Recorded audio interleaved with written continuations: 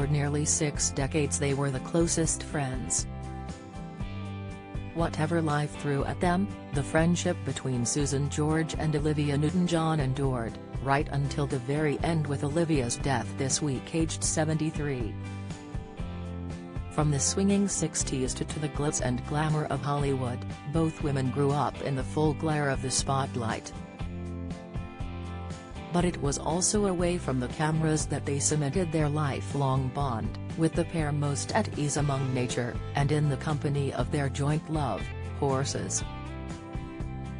Here, in an emotional tribute to her lifelong friend, Susan recalls the laughs, loves and heartaches that marked their extraordinary friendship. "What can I say about my beloved friend who filled my heart and head with pride? We met as teenagers and throughout the years shared so much of life, love and laughter. When her incredible talent and songbird voice was little known to the masses and I was promoting a movie in California, we both had few pennies and I snuck her into my ABC Studios paid-for suite at the Beverly Wilshire Hotel, for what was the most fabulous Girls About Town Hollywood week. When Alan Carr offered her Grease, she didn't at first think she was right for the role, but everyone knows there would never have been a better Sandy, the one and only, revered all over the world. I was with her through the making, and at the premiere in London, and when our stretch limo was mobbed, she was staggered and playfully humbled by all the amazing attention. Did she ever know how beautiful she was? No, never, and that was part of her magic. Her first home was in Big Rock in the California hills, where I kept my horse, and we would ride out for hours on end. She did the out there, starry stuff, premieres, meetings, lunches, while smiling all the while, which she loved, but equally, the simplest of things, and her true self really was the girl next door. She came to my stud farm, Georgian Arabians, many times, and surrounded by horses, called it her sanctuary. She fell in love with one of my homebred stallions, SG Imagine, and was in awe of his prancing and dancing at the end of the lead.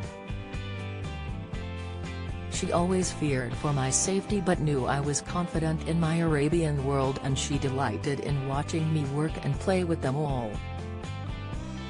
A few years ago, at her ranch in California, she asked me to give Winnie and Harry, her Shetlands, some training, so she could watch and learn. I will never forget that day as I tried to control these two out-of-control ponies running rings around me, and how she raucously laughed at my antics and filmed it all. I still have that precious video, and it will always bring the memory of times together, and above all the laughter. Although we lived on different sides of the world, we were always there for one another. Through good times and bad, and when my beloved husband died of cancer in 2010, she sent a ticket with a date and time to fly to LA and be with her. When she was first diagnosed with breast cancer, she rang me in England, and typically there was a sort of acceptance, almost as if she knew how she could use it as a platform to help others, with no seed of doubt that she would survive. And she did, for more than 25 years, before it returned in the most unthinkable and painful way. Through it all she never complained, though, just got on with living. Surviving, as she called it, and in our many phone calls, said we are both warriors, never to be beaten, you and I, Susie. So, in one way, it was still an incredible shock after all the roads back, her strength of spirit leading the way, when things of late took a turn for the worst. We spoke a few weeks ago and had the longest talk about times past and present, laughed a lot, and I worried that it might have been too tiring, but she insisted not. She seemed to have things she wanted to get out and share, and I will always treasure what was devastatingly to be our last conversation. My memory is of a talented, loving, giving, generously spirited, funny, brave and beautiful woman the like of no other, who put everyone before herself. Who beyond words adored her daughter Chloe and who at last found true love with her husband John. For me, I just feel privileged to have known her as a friend, loved her and been a part of it all.